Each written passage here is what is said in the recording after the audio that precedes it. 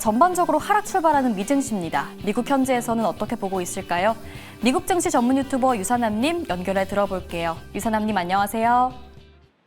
네, 오늘 장은 어떻게 보고 계실까요? 네, 현재 미국의 8월 소매 판매가 시장의 예상을 뛰어넘는 호조를 보이면서 경기 둔화 우려 속에서도 미국 소비자들의 씀씀이가 여전히 견고함을 보여줬고, 그리고 그것과 동시에 소비자 물가지표 관련해서 정확히 말하면 수출입 물가지수가 예상보다 크게 높게 나오면서 금리 인하 관련해서 50bp는 조금 어렵다라는 가능성이 지속적으로 언급이 되면서 오늘 주가에 하방 압력을 넣고 있다고 정리할 수 있을 것 같습니다. 네, 금리 인하 기대감은 살짝 되돌린 듯한 모습인데요. 이와 더불어서 오늘 꼭 챙겨야 할 주요 뉴스, 이슈 함께 부탁드립니다. 네, 일단 첫 번째로 이번 주 스케줄, 오늘 스케줄 먼저 간단하게 짚고 넘어가 보도록 하겠습니다. 말씀드렸던 것처럼 소매 판매 지표가 0.7%가 나오면서 예상치였던 0.4%를 훨씬 더 뛰어넘는 근원 소매 판매 지표가 나왔고요. 전체 소매 판매 지표 역시 0.6%가 나오면서 예상치였던 0.2%를 크게 뛰어넘었습니다. 여기에다가 수출입 물가 지수가 양쪽 다 0.3%가 나오면서 마이너스 0.1, 마이너스 0.2 예상치를 훌쩍 뛰어넘은 상황이다라고 정리할 수 있을 것 같고요. 그리고 오늘 추가적으로 나올 지표들은 아틀란타 연준의 GDP 나와 20년물에 대한 채권 입찰이 예정되어 있습니다. 자, 일단 그런 가운데 안에서 중요한 금리 결정을 코앞에 두고 연준과 백악관 사이의 긴장감이 최고조에 달하고 있습니다. 트럼프 대통령이 어저께 기준으로 50bp 인하를 할 것이다라고 얘기를 한 것과는 다르게 법원 쪽에서는 이번에 연방항소법원이 트럼프 대통령의 리사쿡 연준 이사 해임 시도를 잠정적으로 막았습니다. 어저께 기준으로 2대1 판결로 리사쿡 연준 이사는 일단 이사직을 유지하면서 소송을 계속 진행할 수 있게 됐고요. 그리고 무엇보다 중요한 것은 이번 결정으로 리사쿡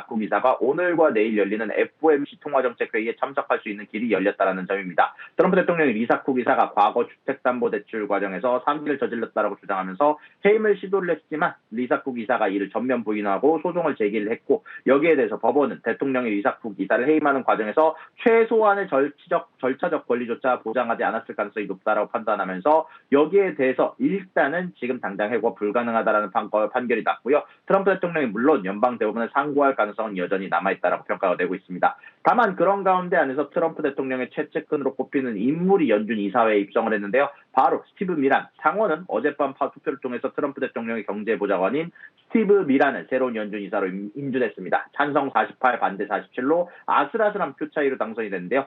공화당은 미란 이사가 이번 FOMC 회의에 참석할 수 있도록 인준 절차를 서둘러 진행했다고 발표를 했습니다. 스티브 미란 이사는 백악관에서 무급휴직 형태로 앞으로 연준에 합류하게 되는데, 이 점을 두고 민주당은 연준의 독립성을 심각하게 훼손할 수 있다라면서 강하게 비판하고 나섰습니다. 워런 상원의원은 미란 이사의 모든 발언과 투표는 트럼프 대통령의 꼭두각시라는 의심을 받을 것이다라고 지적하면서 여기에 대해서 발언을 했는데요. 그에 대해서 미란 이사는 청문회에서 연준 이사로 확정된다면 경제에 대한 저의 독립적인 분석에 따라 행동할 것이다라고 약속한 바 있습니다. 결론적으로 이번에 열릴 연준의 금리 결정 회의는 그 어느 때보다 높은 정치적 압박 속에서 진행이 될 예정이고요. 25bp 인하가 사실상 확정적이다라고 얘기가 나오고 있지만 그 어느 때보다 반대표가 많이 나올 것으로 예상이 되고 있습니다.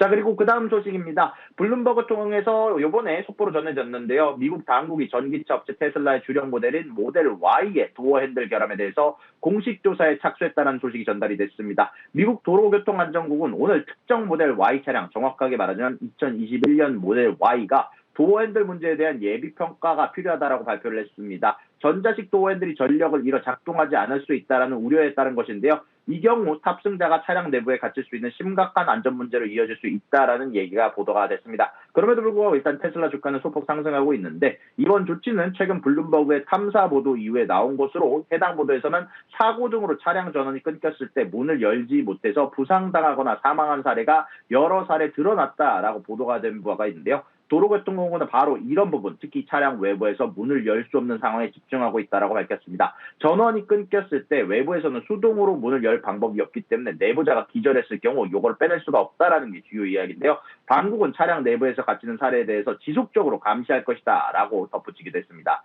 자, 그리고 마지막 소식입니다. 이번에 웹툰 주가가 갑작스럽게 급등하는 모습이 보였는데요. 바로 엔터테인먼트 거대기업 디즈니가 웹툰 엔터테인먼트와 손잡고 디지털 코믹스 사업을 대대적으로 확장하는, 그리고 월트 디즈니와 지분을 포함한 포괄적인 파트너십을 맺었다는 소식 때문인데요. 네이버 미국 본사인 웹툰 엔터테인먼트가 월트 디즈니와 손잡고 디즈니 전용 디지털 만화 플랫폼을 공동으로 개발한다라고 운영한다라고 공식 발표를 했습니다. 이 새로운 플랫폼에서는 마블, 스타워즈, 픽사 등 디즈니의 핵심 스튜디오가 보유한 3만 5천여 평의 방대한 마늘을 한 곳에서 볼 수 있게 되는데요. 이번 협력은 단순한 콘텐츠 제휴를 넘어서서 디즈니가 장기적인 협력 관계 구축을 위해서 웹툰 엔터테인먼트의 지분 2%를 인수를 하기로 했고요. 아시아의 디즈니를 꿈꾸던 네이버 웹툰이 디즈니의 공식적인 파트너로 인정받은 셈이다라고 평가가 되고 있습니다. 특히 새로운 플랫폼은 이르면 올해 안에 출시가 될 예정이고요. 유료 구독제로 운영되며 특히 주목할 만한 점은 디즈니 플러스 구독자는 추가 비용 없이 이 서비스를 이용할 수 있게 된다는 것인데요.